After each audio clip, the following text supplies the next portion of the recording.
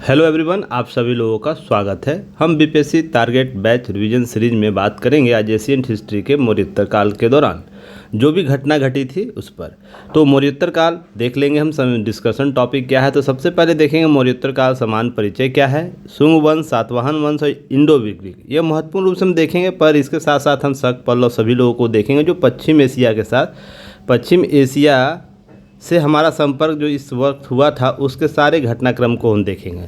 साथ ही देखेंगे जितने भी मौर्योत्तर काल के सामाजिक परिदृश्य थे उसको हम राजनीतिक परिदृश्य को देखेंगे, सामाजिक परिदृश्य को, आर्थिक परिदृश्य को देखते चलेंगे। साथ ही मध्य एशिया से भारत के संपर्क कैसे रहे, कैसे आगे बढ़े, किस तरह के सांस्कृतिक, सामाजिक और राजनीतिक प्रभाव छोड़ता है उस पर हम बात करेंगे। कला और संस्कृति कैसे विकास करता है, इस दौरान हम इस पर चर्चा करेंगे। और मौर्योत्तर काल में बिहार के साथ क्या इसके संबंध थे, कैसे इसके यहाँ पर घटना घटी थी इस क्षेत्र में, और इस पर क्या प्रश्न बन सकते हैं, सभी चीज़ों पर हम चर्चा करेंगे। तो आगे बढ़ते हैं, देखते हैं। सबसे पहले चीज़ों को समझने का प्रयास करेंगे। लाइक शेयर सब्सक्राइब जरूर कीजिएगा आप लोग, और इस बार कोड को स्कैन करके गूगल स्कैनर से डाउनलोड कर सकते हैं, हमारा ऐप डाउनलोड कर सकते हैं, या डिस्क्रिप्शन बॉक्स या कमेंट सेक्शन में इसका लिंक दिया रहता है, उससे भी आप डाउनलोड कर सकते हैं। साथ ही साथ विजिट कर सकते हैं हमारा टेलीग्राम चैनल, इस बार कोड को भी स्कैन करके हमारा टेलीग्राम चैनल ज्वाइन कर सकते हैं। विजिट करिएगा www.yuktis.in पर, तो सारी सुविधाएं आपको ऐप की तरह ही डेस्कटॉप मोड में मिलेगी। सब्सक्राइब जब हो जाता है तो बेल आइकन को जरूर दबाइएगा ताकि सभी नोटिफिकेशन सबसे पहले पहुँचे। तो देखिए, हम चलते हैं, आगे बढ़ते हैं। समान परिचय के तौर पर देखिए, जब भी मौर्य के बाद मौर्योत्तर काल हम देखेंगे तो ध्यान रखिएगा जो भी भारत में घटना घटी है ना, तो बाहरी आक्रमणकर्ता जो आए थे शासन स्थापित करते हुए, यहाँ पर भारतीयकरण उनका हुआ। इस दौरान ध्यान रखिएगा भारतीयकरण होता गया, और भारतीयकरण यही इतना बढ़ता गया कि हम आज़ादी तक इसकी घटना परिघटना को देखते रहते हैं। तो इस तरीके से हर कालखंड में इसकी परिदृश्य घटना हमारे साथ घटती है और हम उसको अध्ययन अध्यापन में शामिल करते हैं। तो मौर्योत्तर काल में देखिए, सबसे पहले हम चीज़ों को समझने का प्रयास करेंगे कि वंश के तौर पर हम क्या क्या देखते हैं। सबसे पहले देखिए शुंग वंश, सातवाहन वंश और मध्य एशिया के साथ भारत के संपर्क रहे थे, उसके साथ हम देखेंगे। अगर कालखंड में हम बात करें तो शुंग वंश का जो शासनकाल था 187 ईसा पूर्व से लेकर 78 ईस्वी पूर्व के आसपास था। उसी दौरान सातवाहन भी डेवलप होते हैं 235 ईसा पूर्व से लेकर 213 ईसा पूर्व के आसपास के कालखंड में। अगर हम मध्य एशिया के साथ देखें तो इसमें इंडो ग्रीक शासन आएगा, पहलव आएगा, शक आएगा, कुषाण, यह महत्वपूर्ण शासन कालखंड इस दौरान देखने को मिलता है। कुछ लोग आपको ईरान के क्षेत्र से आते हैं, कुछ मध्य एशिया के क्षेत्र से आते हैं, कुछ चीन के क्षेत्र से आते हैं। चीन में कुछ वंश का विघटन होता है, उसकी एक शाखा भारत में आ जाती है। तो इसी तरीके से कुल कालखंड आपको 3 स्थानीय क्षेत्रों से देखने को मिलेगा।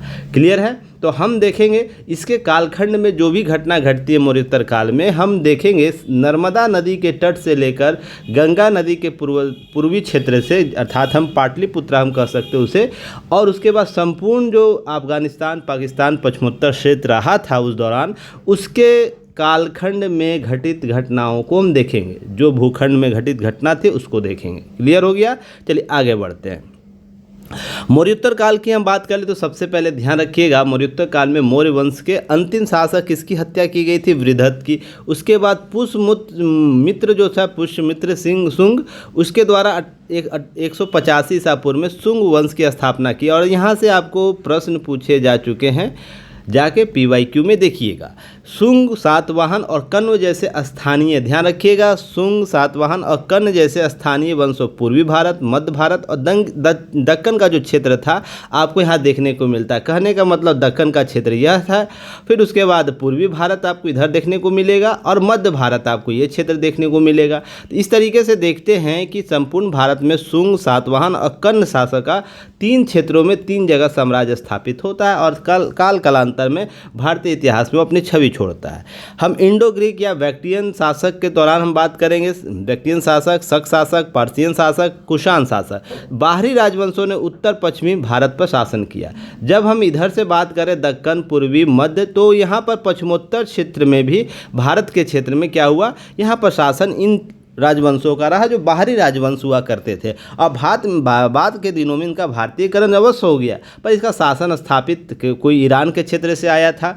ईरान या फारस की जो इतिहास रहा उससे कुछ अपघटन होकर आया था। कुछ मध्य एशिया जो वर्तमान में रसिया से टूट के जो देश बने हैं 12 देश, उसमें से कुछ क्षेत्र से उभर कर सामने आए थे। और ध्यान रखिएगा, और कुछ चीन से आए थे। तो इस तरीके से हमें पूरा साम्राज्य भारत के क्षेत्र में देखने को मिलता है। क्लियर है? सभी का प्रभाव हम अंतिम तक देखेंगे, तो बने रहिएगा। इसका लाभ क्या हुआ देखिए, एक नई संस्कृति का मिश्रण, प्रभाव, जीवन सैद्धांतिक संवाद, प्रतिबंधित भक्ति पूजा में वृद्धि हुई, धार्मिक गतिविधियों में संस्थानीकरण की अवधि इस कालखंड को हम देखते हैं। अगर आपका सारा चैट डिमेरिट है तो कुछ मेरिट की बात होगी। तो सबसे पहले इस लाइन को याद रखिएगा आप लोग। मौर्योत्तर काल से आपसे इंटरव्यू में प्रश्न पूछा जाएगा। मौर्योत्तर काल एक संक्रमण काल था। संक्रमण काल था, देख रहे हैं सभी देश बाहर के राजवंश भारत में आ रहे हैं, तो संक्रमण फेज था। और आप लोगों ने ये पढ़ा होगा कि जब मजबूत शासन, मजबूत जब वंश आता है तो कमज़ोर वंश क्या होता है, मर जाता है। आप लोग पढ़े होंगे बायोलॉजी में। तो जैसे हम खरपतवार की बात करते हैं, खरपतवार की बात करते हैं, तो खरपतवार कहने का अर्थ यह होता है ये मजबूत वंश के तौर पर होता है। तो क्या भारत में केवल इसने इसी प्रकार से आइडियोलॉजी को डेवलप किया था या कुछ अलग ही हम इसमें देखने को, तो देखते हैं इस दौरान हमारे सांस्कृतिक विरासत बहुत मजबूत होती है, जिसका प्रभाव हम मथुरा कला, गांधार कला के तौर पर भी देखते हैं, और भी हम आगे चर्चा करेंगे। तो देखिए केवल नेगेटिव नहीं देखना है, उसमें पॉजिटिव बातों को भी सोचने की आवश्यकता है। क्लियर है? इस अवधि में देखिएगा परिष्कृत मूर्ति कला और स्थापत्य शैली का उद्भव देखने को मिलता है। तो जो वर्तमान तक आपको मथुरा कला के और आपको गांधार शैला, बाद में अमरावती शैली भी आपको डेवलप होती है मूर्ति कला की, तो हम इस सब सारी चीज़ों को देखते हैं। क्लियर है? चलिए आगे हम बात करें। शुंग वंश की बात कर ले तो शुंग वंश 187 ईसा पूर्व से लेकर 78 ईस्वी ईसा पूर्व के आसपास उनका शासन रहा था। देखिए शुंगा एम्पायर देखिए कहाँ कहाँ तक थे। आपको बिहार, पाटलिपुत्रा, ये सब क्षेत्र, साकेत, उज्जैन के क्षेत्र आपको शुंगा वंश के अंतिम दौरों में देखने को मिलता है। जो सबसे सशक्त राजा हुआ करता था उस समय का शुंगा वंश। क्लियर है? उसी के साथ आपको इंडो ग्रीक भी देखने को मिल जाएगा, सातवाहन शासन भी आपको कमोवेश देखने को मिल जाएगा। चलिए इसी के साथ आपको ध्यान रखना है संस्थापक इसका कौन था, पुष्यमित्र शुंग था। अब यह मौर्य साम्राज्य का सेनापति हुआ करता था जिसने विदत की हत्या कर दी थी। इसकी राजधानी पाटलिपुत्रा में, दूसरी राजधानी कहाँ थी, विदिशा। तो यहाँ से प्रश्न याद रखना है, विदिशा जो साक्षी जिसे विदिशा कहते थे उसका था। तो यहाँ पर आपको PYQ में प्रश्न देखने को मिलेगा। सातवाहन की राजधानी के तौर पर पाटलिपुत्रा, विदिशा और उज्जैन इस तरीके से नाम दिए हुए थे कथन में। तो विदिशा आपको ध्यान रखना है, दूसरी राजधानी थी। राज्यपाल के रूप में उसने पुत्र अग्निमित्र की नियुक्ति किया था विदिशा में उसने वहाँ पर। तो आपको यहाँ पर प्रश्न पूछा जा सकता है दूसरी राजधानी का राज्यपाल कौन था। तो इस तरीके से आपको कुछ चीज़ें याद रखते। तो पुष्यमित्र शुंग को भी हम देख लेते जो महत्वपूर्ण शासक हुआ करता था शक का। तो देखिएगा ध्यान रखिएगा, इसने विदेशी आक्रमणों, ध्यान रखिएगा, यूनानियों के विरुद्ध राज्य जो गंगा का मैदान और संस्कृति की रक्षा की थी। तो जब देख रहे हैं मैंने अभी आपको बताया इधर इंडो ग्रीक भी शासन था, यूनानी का शासन भी आया था, कुछ विदेशी था, सातवाहन इधर भी आ गए थे। तो यह जो क्षेत्र था उसने क्या किया, इसे बचा कर रखा था। इसकी सबसे बड़ी उपलब्धि थी क्योंकि यह मौर्य काल में सेनापति रह चुका है मौर्य के शासकों में। तो यह उसने उस समय की तत्कालीन संस्कृतियों को बचा कर रखा। इसके बाद पुष्यमित्र शुंग भरहुत, देखिए ध्यान रखिएगा, भरहुत स्तूप का निर्माण कराता है। देखिए मैं यहाँ रिवीजन सीरीज चला रहा हूँ, ठीक है ना। रिवीजन सीरीज में जो चीज़ें सबसे महत्वपूर्ण है ना, सबसे महत्वपूर्ण है उसी को शामिल किया गया है। इसलिए बहुत सी चीज़ें आपको लगेगा छूट गई सर, ये बात कहाँ से डायरेक्ट आ गया। तो इसे ध्यान रखिए, जो नए स्टूडेंट हैं, जो पुराने बच्चे हैं वो उनको पता है। और देखिए पढ़िए वही जो एग्ज़ाम में आए, पढ़े वही जो एग्ज़ाम में आए, ठीक है ना। इधर उधर की बातें नहीं एग्ज़ाम में आए, इधर उधर की बातें कम कीजिए और एग्ज़ाम पढ़े वो लास्ट डिवीज़न में वही चीज़ जो एग्ज़ाम में आता है। क्लियर है? तो चलिए इसके बाद हम देखेंगे इसने ब्राह्मण धर्म का पालन किया और 2 अश्वमेध यज्ञ किए। तो आपको यहाँ से प्रश्न पूछा जा सकता है, ध्यान रखिएगा। इसने वैष्णव धर्म और संस्कृत भाषा के विकास को प्रोत्साहन भी दिया था। इस तरीके से देखते हैं दूसरे धर्मों का भी आदर करता है। कालिदास, देखिए कालिदास कृत माल विकाग्निमित्र के अनुसार पुष्यमित्र शुंग के पुत्र अग्निमित्र का पुत्र जो वसुमित्र के ववनों को परास्त किया था। इससे पता चलता है इसके साम्राज्य विस्तार का। और माल विकाग्निमित्र को जरूर आप लोग कभी समय मिले तो इसके टेक्स्ट को जरूर पढ़िएगा। ये प्रेम गाथा के तौर पर लिखा गया है और बहुत ही विवरण जो देता है प्रेम का वो बहुत बेहतर तरीके से देता है। और इस बुक को पढ़ने के बाद आपको लगेगा कि नहीं, शासक कितना, अगर मान लीजिए हम वर्तमान में बात करते हैं ना, वर्तमान में प्यार मोहब्बत में कितनी कितनी कठिनाइयाँ हैं, ऐसा नहीं है, इसमें शासकों को भी कठिनाई हुई है। राजा हुआ करता था, उसके मालविकाग्नि के प्रेम में शासक के पड़ गया और उसके ही संदर्भ में सारी चीज़ें हुई थी। तो इसे ज़रूर पढ़िएगा, आप लोग देखिएगा, सीखने को मिलेगा। पुष्यमित्र जो था, पुरोहित पतंजलि, पाणिनि के अष्टाध्यायी के महाभाष्य का रचना की थी। तो किसने की थी? तो ध्यान रखिएगा, पाणिनि के अष्टाध्यायी पर महाभाष्य की रचना किसने की थी? पतंजलि की ने। और अष्टाध्यायी की रचना किसने की? पाणिनि ने। और इस अष्टाध्यायी पर महाभाष्य था, टीका किसने लिखा था? ध्यान, समान शब्दों में हम कहें तो पतंजलि ने लिखा था। इसे इस तरीके से देखना है। क्लियर हो गया? पुष्यमित्र जो था उसके समय साक्षी स्तूप का आकार कितना तो दुगना करा दिया जाता था। देखने को मिलता है बौद्ध धर्म के विकास में भी इसने सहयोग किया था। और ध्यान रखिएगा, इस तरह का विकास होना का अर्थ यह होता है ना, उसकी सहिष्णुता को दर्शा रहा है बाद के दिनों में। शुंग जो काल का अन्य महत्वपूर्ण स्तूप कौन कौन थे? भरहुत था, बेशनगर था, बोधगया था। तो इस तरीके से याद रखना, इस तरीके से आपको कूट मिलाने के लिए कह सकता है, कूट मिलाइए। क्लियर है? चलिए आगे हम बात करेंगे, कुछ चीज़ों को देखने का प्रयास करेंगे। अग्निमित्र की हम बात कर ले तो पुष्यमित्र जो था, पुष्यमित्र, उसके पश्चात उसका पुत्र जो अग्निमित्र था सत्ता पर आसीन होता और उसने आगे शासन व्यवस्था को चलाया। कालिदास द्वारा रचित नाटक मालविकाग्नि मित्रम राजा अग्निमित्र और उसकी दासी मालविका की प्रेम कथा है। तो आपसे यहाँ से PYQ पूछा जा चुका है, ध्यान रखिएगा। इस बुक को मैंने पढ़ा है, टेस्ट को, हिंदी वर्जन संस्कृत वर्जन दोनों में। तो ध्यान रखिएगा, इसको जरूर आप लोग ही देखिएगा, कभी समय मिले तो समझ में आएगा प्रेम क्या होता है, प्रेम की परिभाषाएं क्या होती है। क्लियर है? चलिए आगे हम बात करें। बैक्ट्रिया के शासक डेमेस्ट्रियस प्रथम, ध्यान रखिएगा, डेमेस्ट्रियस प्रथम द्वारा भारत पर अभियान का एक महत्वपूर्ण प्रयास अग्निमित्र के पुत्र वसुदेव द्वारा सफलतापूर्वक प्रतिरोध किया गया था, रोका गया था। तो आपसे प्रश्न यहाँ से पूछा जा सकता है, इसे ध्यान रखिएगा। किसके आक्रमण को वसुमित्र ने रोका था या भारत में आने से रोका था? तो ध्यान रखिए, डेमेस्ट्रियस प्रथम जो बैक्ट्रिया के शासक हुआ करता था, इसने ब्राह्मणवादी, ध्यान रखिए, ब्राह्मणवादी व्यवस्था का पुनरुद्धार किया। किसने? इस अग्निमित्र के द्वारा। इसने अश्वमेध यज्ञ किया और पतंजलि और मनु जैसे विद्वान इसके संरक्षण प्रदान करते थे। इसके या तो इसके कालखंड में हुआ करते थे, इसे याद रखिएगा। इसके बाद हम बात करेंगे वसुमित्र की। अग्निमित्र के बाद वसुमित्र शासक बनता और इसी वंश में 7 अन्य शासक उनके उत्तराधिकारी बनते हैं। शुंग वंश का साम्राज्य देखिए, ध्यान में कहाँ कहाँ था, मैंने आपको पहले भी दिखाया। बिहार में था, बंगाल, उत्तर प्रदेश, उत्तरी मध्य प्रदेश भूभाग में शामिल था। जो आपको मैप में ऐसे दिख रहा था, यह क्षेत्र था, आपको ध्यान रखना है। चलिए क्लियर, आगे बात करेंगे। शुंग वंश का अंतिम शासक कौन था? देवभूति।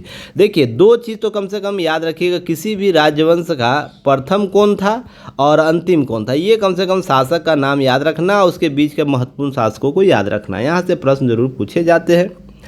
अब हम शुंग काल का महत्व हम देखेंगे, हमारे सामाजिक, आर्थिक और राजनीतिक कारणों में क्या क्या रहा है, कैसे वो मजबूत किया। तो सबसे पहले ध्यान रखिएगा, शुंग जो थे, शुंग वंश के शासकों ने सोने और चांदी के सिक्के को जारी करता है। इन्हीं ने अपनी पूर्ववर्ती शासन प्रणाली का मौर्य संरचना को क्या करता है? जारी करता है। अब ध्यान रखिएगा, सोने और चांदी का मतलब आहत ही सिक्के होंगे। अभी ध्यान रखिएगा, डिजाइन सिक्के नहीं हुआ करते थे।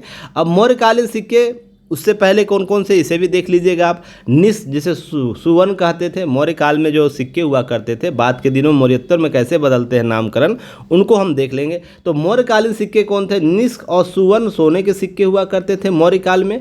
करसापन, धर्म सिक्का जो होता था, चांदी के सिक्के हुआ करते थे। कारकर्णी, तांबे के छोटे सिक्के हुए करते थे। उसके बाद लक्षणाध्यक्ष सिक्कों को जारी करने वाला अधिकारी होता था। तो ये जो 4 टर्मिनोलॉजी है आपको मौर्यकालीन से संबंधित है और प्रश्न यहाँ से PYQ से पूछा जाता है। तो यह जो टर्मिनोलॉजी है बाद के दिनों में मौर्योत्तर या उसके बाद गुप्ता हम पढ़ेंगे तो कैसे बदलता है, उसे ध्यान रखना आप लोग को, यहाँ से प्रश्न पूछे जा सकते हैं। शुंग वंश ने क्या किया? संस्कृत भाषा ब्राह्मण व्यवस्था का पुनरुद्धार करता है। इसी काल में पहला स्मृति ग्रंथ मनुस्मृति की रचना होती है। तो आपसे प्रश्न पूछा जा सकता है। और देखिए, बहुत बार बात होती है ना, मनुवादी लोग जो है, तो मनु जो संस्कृति का डेवलप कौन होता है? शुंग वंश होता है। देखिए कितना प्रभाव छोड़ता है शुंग वंश हमारे सामाजिक राजनीतिक जीवनों में, जो वर्तमान तक हम मनु को किसी भी रूप से पॉजिटिव या नेगेटिव याद करते हैं, उसके प्रभाव को हम देखते हैं। तो शुंग वंश इस काल में महत्वपूर्ण भूमिका अदा करता है। उन्होंने ब्राह्मणवादी व्यवस्था का संरक्षण किया, बौद्ध धर्म के प्रति कोई विरोध नहीं किया, तभी तो साक्षी के जो आपको स्तूप थे उसको बड़ा करता है।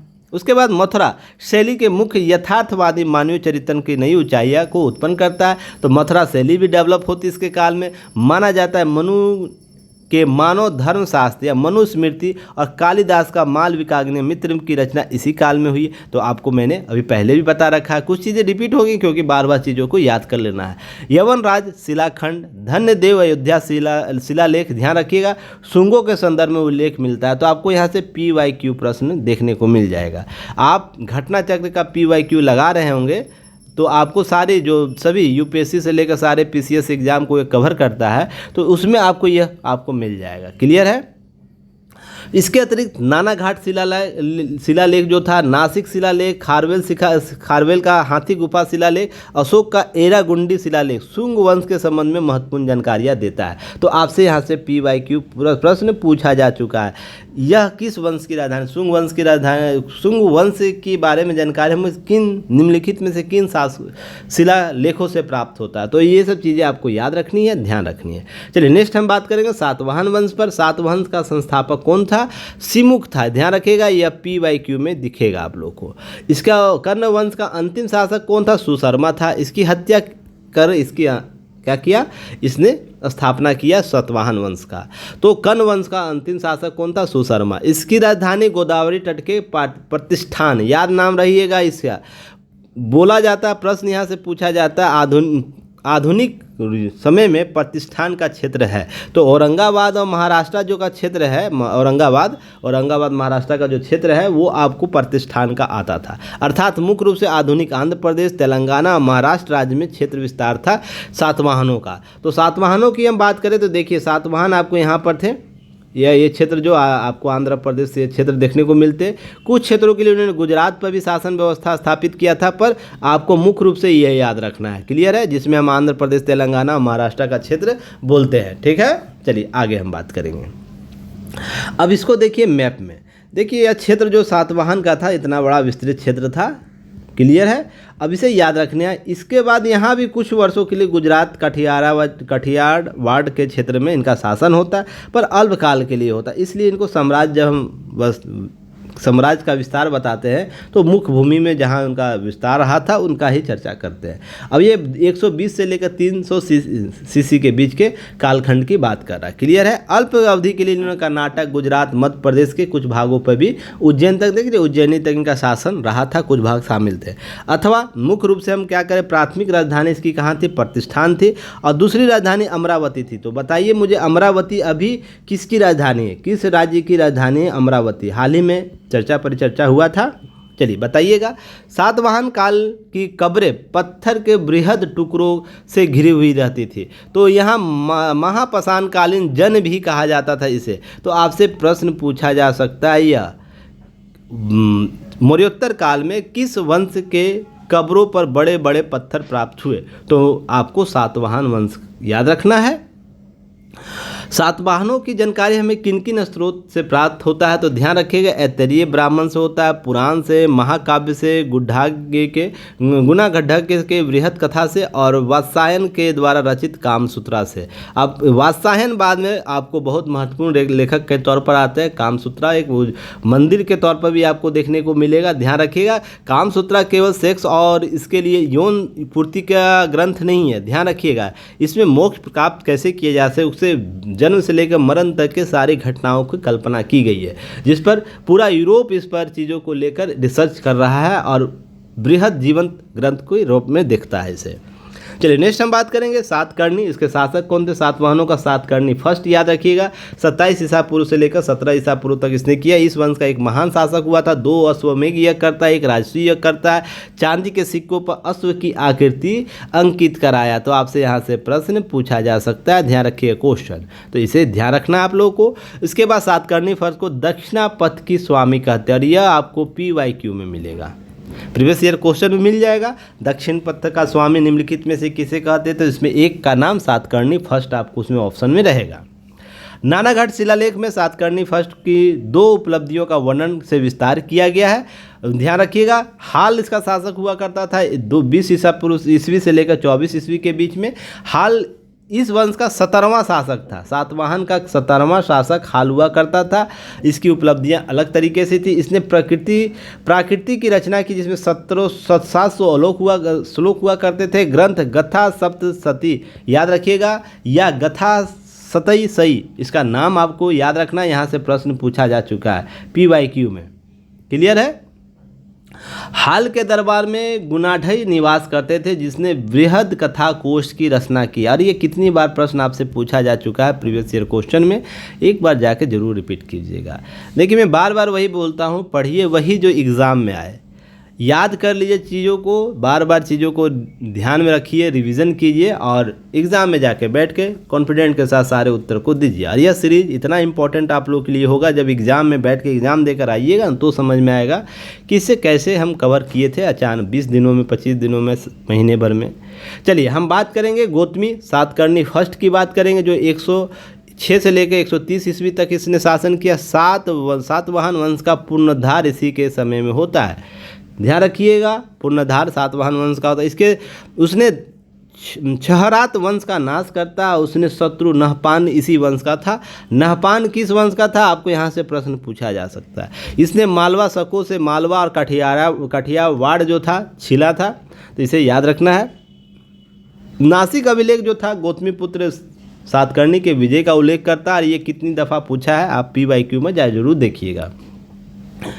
यज्ञ श्री सातकर्णी फर्स्ट इसका, यह अंतिम शक्तिशाली शासक था इस वंश का। सातवाहन इसने सिक्कों में मछली, शंख और जहाज अंकित थे। तो आपसे यहाँ से PYQ आपको दिखेगा। प्रीवियस ईयर क्वेश्चन यहाँ से मिले हुए हैं, आपको जाके एक बार जरूर मिलाएं। नेक्स्ट हम देखेंगे सातवाहन का अंतिम शासक पुलमावी चतुर्थ था, इसके शासनकाल का अंतिम शासक। चलिए नेक्स्ट हम बात करेंगे इसके विविध की बात कर ले, सातवाहनों की भूमिका की बात कर ले। तो ध्यान रखिएगा, सातवाहनों की राजकीय भाषा प्राकृतिक थी, लिपि ब्राह्मणी थी। तो आपको यहाँ ध्यान, सातवाहनों को चांदी और तांबे के सिक्के प्राप्त होते, जिसे करसापन कहा जाता था। ध्यान रखिएगा, करसापन कहा जाता था। मौर्य काल में करसापन किसे कहते थे, मुझे कमेंट सेक्शन बताइएगा। सातवाहनों ने आर्थिक लेन देन के लिए शीशे का सिक्का प्रयोग किया। देखिए आपसे यहाँ से PYQ प्रीवियस ईयर क्वेश्चन में यह आपको मिल जाएगा, ढूंढिए, कमेंट सेक्शन में ज़रूर बताइएगा। सातवाहन शासकों ने ही सर्वप्रथम ब्राह्मणों को भूमि दान या जागीर देने के प्रथा शुरू करता है। और यह भी आपको प्रीवियस ईयर क्वेश्चन में मिलेगा। ऐसा कोई नहीं है स्लाइड में कि जहाँ से प्रश्न नहीं पूछे गए हैं, सारे प्रश्नों का संग्रह आपको यहाँ मिल जाएगा। सातवाहनों में मात्र सत्तात्मक सामाजिक व्यवस्था थी, अर्थात यहाँ पर गौतमी का नाम से जो था उसकी माता कुल से आता है, जो ध्यान रखिएगा, इसलिए इसे मात्र सत्तात्मक सामाजिक व्यवस्था कहते हैं सातवाहनों को। प्रमुख वास्तुकला था जो इस कालखंड में आपको कार्ले का चैत्य तथा भोर घाट पूना का, अजंता एलोरा की गुफाओं का निर्माण किया जाता, अमरावती निर्माण किया जाता, नागार्जुन कोंडा के स्तूपों का निर्माण किया जाता है। तो इस तरीके से सातवाहन महत्वपूर्ण भूमिका अदा करते हैं। सातवाहनों के वंश का महत्वपूर्ण शासनकाल का महत्व हम बात कर ले तो राजनीतिक प्रणाली और प्रशासन कैसे था। अब मुख्य अधिकारी आमत्य, महामत्य और महासेनापति के तौर पर राजा धर्म का रक्षा करने वाला शासन तंत्र का सामंती लक्षण देखने को मिलता है। अब कर मुक्त भूमि अनुदान देने का प्रथा सातवाहन के शासक के दौरान आमत्य और महामात्र जनपद के अधिकारी होते थे, जिन्हें आहार कहा जाता था। तो प्रश्न आपको यहाँ से पूछे जा सकते हैं क्वेश्चन कि आहार किसे कहा जाता था। क्लियर है, तो इसे याद कर लीजिएगा। ग्रामीण क्षेत्रों का प्रशासन गोमिलिका द्वारा किया जाता था।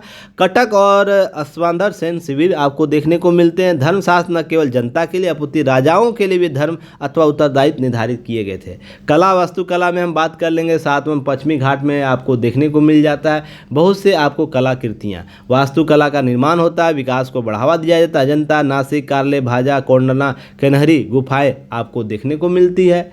तो इस तरीके से आपको कलाखंड आपको देखने को मिल जाता है। कार्ले का चित्र जो चैत्य था सबसे महत्वपूर्ण था। गुफा मंदिर यह है।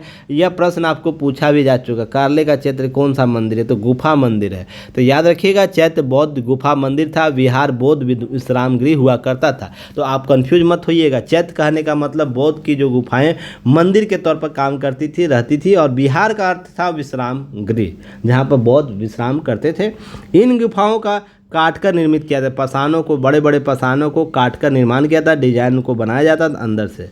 क्लियर है। चलिए आगे हम बात करेंगे। नागार्जुन कोंडा और अमरावती व्यापार और कला का प्रमुख केंद्र के तौर पर उभरा और स्तूपों का निर्माण यहाँ किया गया। सफ़ेद जो संगमरमर का उपयोग पहली बार आपको नागार्जुन और अमरावती में देखने को मिल जाता है। याद रखिएगा, इस तरीके से कुछ चीज़ों को, फैक्ट को याद रखिएगा। अजंता चित्रकला शैली विकास का योगदान दिया था। आकर्षण रंग का डिजाइन यहाँ प्रयोग होता है। बुद्ध के संपूर्ण जीवन चरित्र सप्तशती का यहाँ पर निर्माण होता है। गथा सप्तशती अथवा सप्तशती प्राकृतिक भाषा का उत्कृष्ट कार्य किया गया, उत्कृष्ट उदाहरण माना जाता है।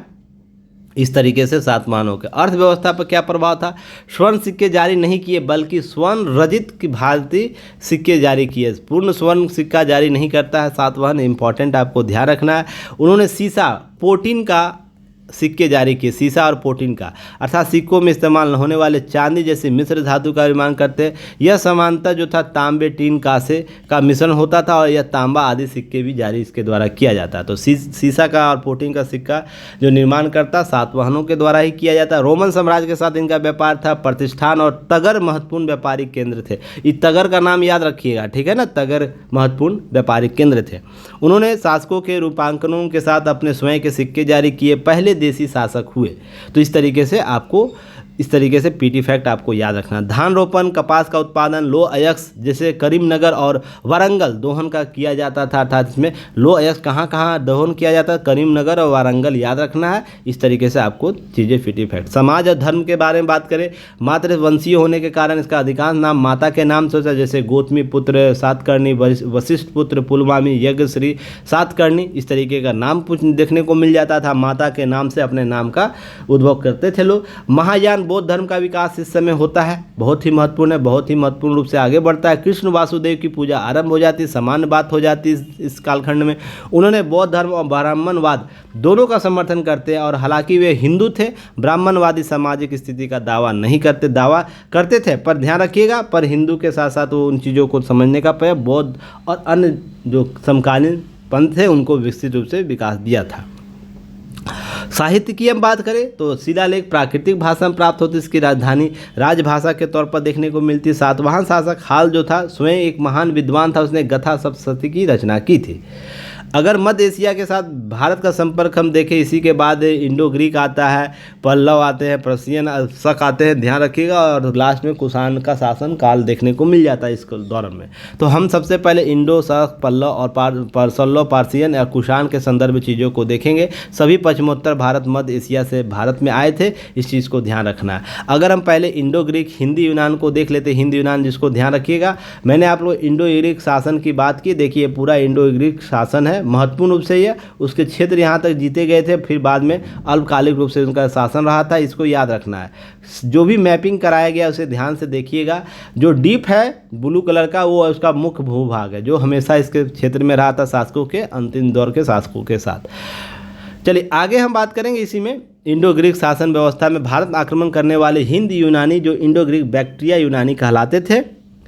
भारत का आक्रमण करने वाला प्रथम यूनानी जो डेमेस्ट्रियस प्रथम था, इसका नाम याद रखिएगा बंदे का, डेमेस्ट्रियस प्रथम, यह बैक्ट्रिया का शासक हुआ, जिसमें पश्चिमोत्तर भारत, सिंध, अफगानिस्तान और पंजाब का विशाल क्षेत्र पर कब्जा करता। जो यह क्षेत्र देख रहे हैं ना, यह क्षेत्र पर कब्जा कर लेता है यह। इसके बाद भारत में इंडो ग्रीक शासन की 3 शाखाएं आपको डेवलप होती, जिसमें बैक्ट्रिया उत्तरी अफ्रीका, उत्तरी अफगानिस्तान, जो उत्तरी अफगानिस्तान है, देखिए ये पूरब होगा, ये पश्चिम होगा, ये उत्तर होगा। तो इस क्षेत्र में उसका जो आपको देखने को मिलता है। देखिए चलिए आगे हम बात करेंगे इसी में तक्षशिला, सकाल और सियालकोट वर्तमान में पाकिस्तान। तो तक्षशिला आपको देखने को मिल जाएगा, तक्षशिला यहाँ है, एग्लिनिया आपको बैक्ट्रिया क्षेत्र यहाँ मिल जाएगा, और आपको सियालकोट का क्षेत्र आपको देखने को मिल जाता है। अब इसके अतिरिक्त हम बात करेंगे डेमेस्ट्रियस का उत्तराधिकारी के मिरांडर था। देखिए कहीं कहीं मिनांदर भी मिलेगा, कहीं कहीं मिरांडर भी मिलेगा, इसलिए थोड़ा सा कन्फ्यूज नहीं होइएगा, दोनों एक ही व्यक्ति है। 165 से लेकर 145 ईसा पूर्व मिलिंद के एक महान शासक हुआ करता। इसकी राजधानी पंजाब के साकल आधुनिक सियालकोट में हुआ करता था। नागसेन ने बौद्ध धर्म की दीक्षा दी थी इसे। और मिलांदर जो था, आपको नागसेन बौद्ध धर्म के अनेक प्रश्न पूछे और प्रश्न और नागसेन के द्वारा दिए गए उत्तर की एक पुस्तक संग्रहित होती है, जिसे मिलिंद पनो या अर्थात मिलिंद का प्रश्न भी हम कहते हैं। इसे याद रखना आप सभी लोगों को। उसके अतिरिक्त हम बात करेंगे इसका इंडो ग्रीक के शासन। देखिए, सोने का सिक्का सबसे मिनांडर महत्वपूर्ण हुआ करते थे। यूनानी शासक काफ़ी संख्या में सिक्के जारी करे। इन शासकों सबसे अधिक सोने के सिक्के हुए करते थे। सिक्के मिनांडर के, ध्यान रखिएगा, मिनांडर का सिक्का सबसे ज़्यादा है। और देखिए, बहुत ही सिक्के हुआ, ऐसा सिक्का था जिसे हम कह सकते हैं कि यह किन किन राजाओं के हुआ करते थे। सबसे पहले यह चीज़ें स्पष्ट हुआ। तो पहले क्या होता था, कौन सा सिक्का किसका है यह पता ही नहीं चलता था, किसके शासन काल में निर्मित हुआ है। पर हम जब हिंद यूनानी या इंडो ग्रीक के शासकों की बात करें तो पहले शासक हुए, उनके द्वारा जारी किए गए सिक्कों के बारे में निश्चित रूप से कहा जाता था कि यह किन किन राजाओं के, ये सिक्का इस राजा का, ये सिक्का इस राजा का है। अर्थात स्पष्ट प्रमाण हमको यहाँ से मिलता है, मिलना शुरू हो जाता है। क्लियर है। इसके बाद हम बात करें, सबसे पहले भारत सोने का सिक्के हिंद यूनियन के द्वारा जारी शुद्ध सोने का सिक्का, यहाँ ध्यान रखिएगा, शुद्ध छूट गया है, इसको ध्यान रखिएगा। शुद्ध सोने का सिक्का जारी करने का जो हिंद यूनानियों को दिया जाता है। हिंद यूनानी शासकों के भारत पश्चिमोत्तर सीमा प्रांत में यूनानियों का कला चला, जिसे हेलेनिस्टिक आर्ट कहते हैं। हेलेनिस्टिक आर्ट किसके द्वारा चलाया गया, आपसे प्रश्न पूछा गया है, तो आपको यहाँ से ध्यान रखना है। भारत में गंधार कला इसका उत्तम उदाहरण देखने को मिलता है, इसे ध्यान रखना है। तपस्यारत बुद्ध या का दृश्य यथा गंधार कला का सर्वोत्तम उदाहरण है। तो आपसे पूछा जा सकता है कि तपस्या रहित बुद्ध का जो मूर्ति प्राप्त हुआ है वो किसका उदाहरण, किस कला का, तो ये गंधार कला का उदाहरण है। क्लियर है। अगर हम गंधार कला शैली की बात कर ले तो ध्यान, इसमें बौद्ध धर्मों के ग्रीक तकनीकों का प्रयोग किया। बौद्ध विषय जो भी थे, बौद्ध विषय थे, उसके ग्रीक तकनीक को उपयोग किया गया है। यूनानी बौद्ध कला इसमें देखने को मिली। तक्षशिला, पेशावर, बैक्ट्रिया, बहिमान, हद्दा, अफगानिस्तान, बेगराम अर्थात कश्मीर कला शैली के विकास का महत्वपूर्ण स्थान है। तो आपसे यहाँ से क्षेत्र पूछ सकता है, गंधार कला का कहाँ कहाँ विस्तृत क्षेत्र है। यूनानी बौद्ध कला का, बुद्ध का बोधिसत्व छवियों, मसाल शरीर, दाढ़ी, मुछ आपको यहाँ से मिल जाते हैं गंधार कला शैली में। यूनानी देवताओं के शासकों के साथ प्रतिमाएं यहाँ मिल जाती है। गंधार कला शैली धूसर बलुआ पत्थर, ध्यान रखिए, बाहरी वस्त्र अर्थात रोमन प्रभाव से मुख्य आकृति, मानव रूप में भगवान, यूनानी प्रभाव आपको इस क्षेत्र में मिलता है गंधार कला शैली में। तो ध्यान रखिएगा, इस क्षेत्र में आपको गंधार का जो शैली था वो इस रूप से यूनानी प्रभाव भी देखने को मिलता है, जो वहाँ पर मानवीय रूप में, भगवान रूप में किसी का वर्णन किया जाता था। क्लियर है। सॉरी। अब इंडो ग्रीक जो यूनानी शासक का महत्व हम देख लेते हैं। यह ऐसे शासक थे जो पहले शासक हुए जिन्होंने सिक्के का प्रचलन करने के साथ साथ स्वर्ण सिक्के भी जारी करे। सिक्के का प्रचलन जो शुद्ध स्वर्ण के सिक्के इंडो ग्रीक देखने को मिलता है। उन्होंने सिक्कों का तिथि और मानव आकृति तिथि अंकित करती है। तो यह तिथि और मानव आकृति दोनों साथ साथ जारी करने वाले शासक भी हुआ करते थे। बुद्ध के सिक्के भी, इन्होंने बहुत से सिक्के ऐसे थे भारतीय देवी देवताओं के आकृतियों के निर्मित थे। अवनिका का उपयोग के साथ साथ अभिनय और नाटक का भी प्रस्तुत किया जाता था इस काल में। उन्होंने बौद्ध धर्म के संरक्षण के लिए किया गया। अधिकांश इंडो ग्रीक राजा बौद्ध थे, इस तरीके से भी याद रखना है। यूनानी प्रभाव ज़्यादातर क्या था, कला और मूर्ति कला का देखा जाता है। गंधार शैली विकसित होती हुई दिखती है। नेक्स्ट शक शासकों को हम देखेंगे तो कुछ घटनाक्रम को देख लेंगे। हिंद यवनों के बाद भारतीय क्षेत्रों में हमला करने वाले शक थे, और शक भारत में शक पूर्वी ईरान क्षेत्रों से आते हैं। पूर्वी का जो ईरान क्षेत्र होता था वो वर्तमान ईरान, ध्यान रखिएगा, उस क्षेत्र से आते हैं। और यहाँ पर 5 शाखाएँ स्थापित करते हैं। हर शाखा की राजधानी भारत और अफगानिस्तान के अलग अलग भाग में था। तो इस तरीके से ध्यान रखना है, इसके अलग अलग क्षेत्र थे। जैसे अफगानिस्तान क्षेत्र में इनका एक शासन उपशाखा निर्मित, पंजाब की राजधानी जहाँ तक्षशिला बनाया। तो याद रखिएगा इस तरीके से। मथुरा आपको देखने को मिलेगा, मथुरा क्षेत्र में। ऊपरी दक्कन का क्षेत्र भी जहाँ पर हम बात करते हैं, उसके पश्चिमी भारत में भी आपको देखने को मिलता है। तो आपको ध्यान रखना है कि सारे क्षेत्रों में आपको यहाँ पर इसका कालखंड देखने को मिल जाएगा। अर्थात हम बात करें सिंगाल की बात करें, उसके बाद अन्य क्षेत्रों की बात करें, पाटलिपुत्रा में भी आपको, मथुरा में भी, सारे जगह इनके प्रभाव क्षेत्र रहे थे, पर मुख्य शासन व्यवस्था आपको इनके इस क्षेत्र में था। क्लियर है। इंडस नदी के रिवर के आसपास सिंधु नदी जो घाटियाँ हुआ करती थी उसके आसपास बहुत महत्वपूर्ण रूप से, शक्तिशाली रूप से विकसित हुए थे। अगर हम बात करें 57 से लेकर 1878 ईस्वी पूर्व के उज्जैन में एक शक राजा हुआ करता था, इसने बाहर खदेड़ दिया, विक्रमादित्य की उपाधि धारण की थी। और इसके बाद विक्रमादित्य उपाधि इतना विजयी, इतना महत्वपूर्ण हुआ कि मत पूछिए। विक्रम संवत यहाँ से डेवलप होता है, 58 ईसा पूर्व के शकों को पराजित करने का विजय आरंभ होता है। और यह आपको PYQ में देखने को मिलेगा कि विक्रम संवत की उपलब्धि किस रूप में देखी जाती है, तो शकों पर विजय प्राप्त करने के लिए दी जाती है। अब ध्यान रखिएगा, विक्रमादित्य की उपाधि इतनी प्रचलित होती है जब किसी शासक ने महान पराक्रमण दिखाया तो अपनी उपाधि के तौर पर इसे धारण किया। पश्चिम परिणाम स्वरूप क्या हुआ, भारतीय इतिहास में अब तक 14 कुल विक्रमादित्य आपको देखने को मिल जाते हैं, जिसमें सबसे इंपॉर्टेंट है चंद्रगुप्त द्वितीय। याद रखना है, सबसे विख्यात विक्रमादित्य होता है। इसका मतलब ये नहीं हर जगह विक्रमादित्य आएगा तो कम से कम चंद्रगुप्त मौर्य के साथ मत जोड़ लीजिएगा। 14 ऐसे विक्रमादित्य हुए हमारे इतिहास में जो विभिन्न राजवंशों से जुड़े हुए थे, विभिन्न उपलब्धियों को लेकर जुड़े हुए थे, पर सबसे महत्वपूर्ण उसमें जो था चंद्रगुप्त द्वितीय था। क्लियर है, जिसे हम लोग आगे पढ़ेंगे कभी। फिर इसे सबसे विख्यात शासक रुद्रदामन प्रथम हुआ था, जो ध्यान रखिएगा इसने सिंध, कोंकण, नर्मदा तटी, मालवा, काठियावाड़, गुजरात के बड़े भाग पर शासन किया। ध्यान रखिएगा, इसका शासनकाल देखिए, इन क्षेत्रों में आपको देखने को मिल जाएगा। काठियावाड़ के अर्ध शुष्क क्षेत्रों में इसने सुदर्शन झील, जो मौर्य काल द्वारा निर्मित किया गया था, उसका जीर्णोद्धार किया था। अब मुझे बताइएगा सुदर्शन झील का निर्माण किसने किया था? मैंने लास्ट क्लास में आप लोगों को पढ़ाया है, तो कमेंट सेक्शन में जरूर बताइएगा। अब रुद्रदामन जो संस्कृत का बड़ा प्रेमी था, उसके ही कालखंड में जूनागढ़ अभिलेख विशुद्ध संस्कृत भाषा का पहला लंबा अभिलेख है। तो ये आपको प्रीवियस ईयर क्वेश्चन में देखने को मिल जाएगा। मज़ा लग रहा है प्रीवियस ईयर क्वेश्चन को बार बार स्लाइड में देखने के लिए? देखिए, एंजॉय कीजिए, चीज़ों को समझिए, पढ़िए वही जो एग्ज़ाम में आए। मेरा बार बार एक टैगलाइन होता है, इसे आप लोग याद रखिए और इसको जितना जल्दी आप लोग एडॉप्ट कीजिएगा उतना बेहतर होगा। मैं कहानियाँ बहुत पढ़ा सकता हूँ, ऐसा नहीं कि मजाक भी बहुत कुछ कर सकता हूँ, पर समय वेस्ट करने की कोई ज़रूरत नहीं है। अंतिम समय में अपनी सबसे महत्वपूर्ण चीज़ों पर समय बर्बाद कीजिए, समय उपयोग कीजिए। चलिए आगे बात करते हैं।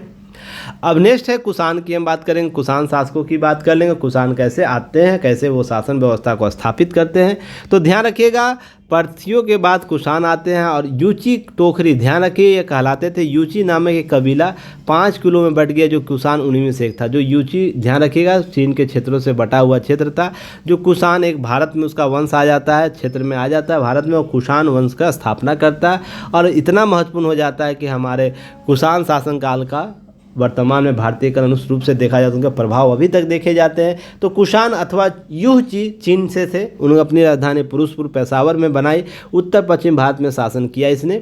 इस तरीके से आप देखते हैं। उसके प्रथम राजा कुजुल कड़फिसेस, याद रखना है, कुषाण वंश का संस्थापक था। तांबे का सिक्का जारी करता है। विन कड़फिसेस दूसरा शासक, इसने क्या भारी मात्रा में स्वर्ण सिक्के जारी किए और शुद्ध गुप्तकालीन सिक्कों को से उत्कृष्ट है। जो गुप्तकालीन सिक्का हुआ करता था, ध्यान रखिए, जो गुप्त काल में आपको देखने को मिलेगा उसमें आपको स्वर्ण सिक्के का उत्कृष्ट माना गया, ध्यान रखिएगा।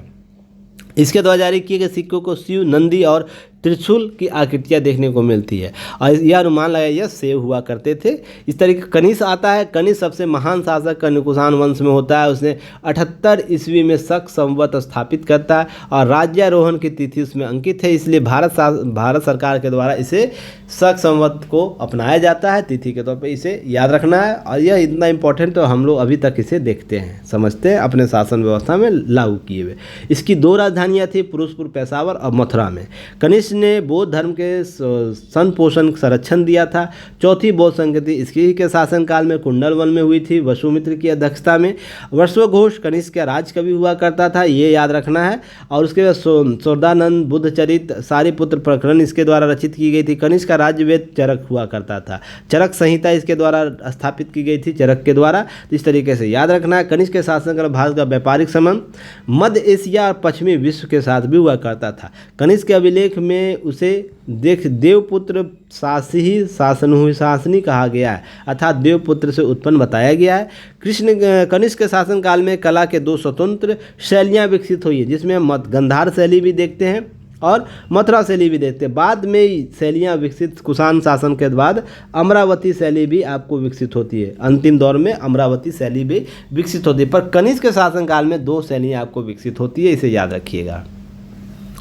कनिष्क ने पुरुषपुर में एक विशाल स्तूप का निर्माण करा। इसी के पास विशाल संगाराम कनिष्क का चैत्य निर्माण भी हुआ। यमन वास्तुकला अग्निनस के द्वारा इसको करवाया गया था। ये सब पीटी फैक्ट याद रखिएगा। वासुदेव कुषाण वंश का अंतिम शासक हुआ करता था। कौन होता था? वासुदेव। वसुमित्र कौन थे? तो महाविभास शास्त्र इनकी प्रसिद्ध रचना है। बौद्ध धर्म के विश्वकोश इसे बोला जाता है। तो महाविभास शास्त्र क्या है? तो बौद्ध धर्म का विश्वकोश। अब नागार्जुन कौन थे? तुलना मार्टिन लूथर से की जाती है। इन्होंने सापेक्षता का सिद्धांत प्रतिपादित किया, इसलिए इन्हें भारत में आइंस्टीन भी कहा जाता है। इसकी प्रसिद्ध कृति इनकी माध्यमिका सूत्र है। माध्यमिका सूत्र याद रखिएगा। कृतियां जो महत्वपूर्ण है, बार बार प्रश्न आपको पूछने को मिल जाएगा, देखने को मिल जाएगा PYQ में। प्रीवियस ईयर क्वेश्चन आपको बार बार देखने को मिल जाएगा। शक संवत की स्थापना कनिष्क ने 78 ईस्वी में की। कनिष्क के सोने के मानक शुद्ध 22 कैरेट और 23 कैरेट के सोने जारी किए। अब ध्यान रखिए, रेशम मार्ग में इसने नियंत्रित स्थापित किया। कुषाण शासकों को काफ़ी लाभ हुआ। घुड़सवारी, कवच, पगड़ी, पतलून, सिर स्थान, लंबे कोट, बेहतर अश्वारोही, काठी अधिक उपयोगी कुषाण शासकों का योगदान था। अर्थात यह कैसे हमारी संस्कृति को प्रभावित करता है, देखिएगा आप इसके सिक्कों को देखकर। उसके दरबारी विद्वान कौन थे? पार्श थे, अश्वघोष थे, वसुमित्र थे, नागार्जुन, चरक, माथर नाम याद रखिएगा। क्षत्रप प्रणाली का शुरुआत करता है। साम्राज्य के क्षत्रपों अधीन क्षत्रप क्षेत्रों को विभाजित करता था। हम ध्यान रखिए, कुछ क्षेत्र के लिए हम क्षत्रप का निर्माण कर देते थे और ये क्या करता था? हमारी सीमाओं को सुरक्षित करता था। समय पर आता था तो युद्ध हमारे साथ हमारा सहयोग करता था, किसी दूसरे साथ युद्ध हुआ करता था। यह वह समय था जब बौद्ध धर्म के प्रचार प्रसार कोरिया और जापान तक पहुंच गया था। मैंने लास्ट ही क्लास में बताया था भारत के में बौद्ध धर्म के विभिन्न शाखाओं का प्रचार किन किन देशों में कैसे कैसे हुआ था, मैंने उसमें भी बात की थी। अब मौर्योत्तर काल का बिहार विशेष देखते हैं तो ध्यान रखिएगा। मौर्य साम्राज्य का पतन जब हो गया, पतनोपरांत मगध के इतिहास का गौरवशाली युग समाप्त हो जाता है। पुष्यमित्र जो शुंग था अधीन केवल मध्य गांगेय घाटी आपको देखने को मिल जाता है। घाटी से देखिएगा। चंबल नदी संदर्भ क्षेत्र रहा था। बैक्ट्रिया के यूनानी शासकों साम्राज्य पश्चिमोत्तर क्षेत्र से अधिकार कर लिए। पंजाब पाटलिपुत्रा भी उनके आक्रमण हुआ। तो देखिए पुष्यमित्र शुंग जो था उसके शासनकाल के बाद ये सब स्थितियां उभर के आती है। पाटलिपुत्र का संभवतः 185 ईसापुर में डेमेस्ट्रियस का आक्रमण आपको देखने को मिल जाए। कलिंग राजा जो था, कलिंग शासक खारवेल ने 1ली शताब्दी ईसापुर में अंत तक मगध पर आक्रमण किया। यह संभवतः है, जानकारियाँ कहीं कहीं मिलती है, कहीं कहीं नहीं मिलती है। जो पुष्यमित्र था, याद रखिएगा, परिस्थितियों पर कुछ हद तक नियंत्रित किया। संभवतः उसने जलांधर और साकाल सियालकोट पर तक अपनी सत्ता स्थापित विस्तार किया था। उसने यवनों के आक्रमण को विफल किया। अश्वमेघ यज्ञ करवाया और उसने ब्राह्मण धर्म को प्रश्रय दिया। बौद्धों के प्रति उत्पीड़क और आक्रामक व्यवहार किया था। और ध्यान रखिए, उसने बड़ी संख्या में बौद्ध भिक्षुओं की हत्या की। उसने स्तूपों का विहार किया। बौद्ध उस समय सबसे महत्वपूर्ण केंद्र कौन हुआ करता था? मगध क्षेत्र हुआ करता था। इसे याद करें, मगध कहाँ था? बिहार में था। अब इस तरीके से शुंग वंश के काल में संभवतः डेमेस्ट्रियस का आक्रमण पाटलिपुत्र में होता है। 75 ईस्वी पूर्व में शुंग वंश का अंतिम शासक जो देवभूति की हत्या कर उसके सचिव वासुदेव ने कर्ण वंश की नींव रखी। तो इस तरह कर्ण वंश से प्रश्न आपको बार बार पूछे जाते हैं। तो बिहार में इस तरीके से देखते हैं, उस कालखंड का भी प्रभाव देखने को मिल जाता है। कर्ण अंश का जो अंतिम शासक आंध्र सातवाहनों ने अपदस्थ कर दिया। तो आंध्र सातवाहन वंश भी बिहार के क्षेत्रों में कुछ समय तक राज्य करते हैं। ध्यान रखिएगा, इस बात की स्पष्ट जानकारी नहीं मिलती है कि आंध्रों ने मगध पर शासन रहा या नहीं, पर जब आंध्र शासक ने अपदस्थ दिया तो कुछ समय के लिए जरूर रहा होगा कि यहाँ पर प्रभाव देखने को मिला। कुछ समय बाद प्रथम शताब्दी इस क्षेत्र में कुषाणों का अभियान होता है और कुषाण शासक कनिष्क द्वारा पाटलिपुत्र पर आक्रमण कर दिया जाता है। यहाँ प्रसिद्ध बौद्ध विद्वान अश्वघोष को अपने दरबार में लेकर चला जाता है। अब ध्यान के प्रश्रय देता है। कुषाणकालीन अवशेष बिहार के अनेक स्थानों से प्राप्त हुए। तो इस तरीके से पता चलता है कि कुषाण का शासनकाल इस क्षेत्र में रहा होगा। अब कुषाण साम्राज्य के पतन के बाद मगध के संभवतः वैशाली के लिच्छवियों का नियंत्रण रहा। कुछ इतिहासकार के विपरीत मानते हैं कि मगध पर शक मुंडरों का नियंत्रण हो गया। इस काल का इतिहास अस्पष्ट है, हालांकि शक मुंडरों का, पर कुछ रिश्ते देखते हैं कालांतर में कि बिहार पर कमोवेश कुछ अधिक आपको प्रभाव देखने को मिलता है। तो लाइक से सब्सक्राइब जरूर कीजिएगा, युक्तियास को सपोर्ट कीजिए। क्लासेज आपको रेगुलर चलेगी, ध्यान रखिएगा, चीज़ों को जल्द से जल्द अडॉप्ट करने का प्रयास करिए। पढ़े वही जो एग्जाम में आए। क्लियर है? धन्यवाद, जय हिंद।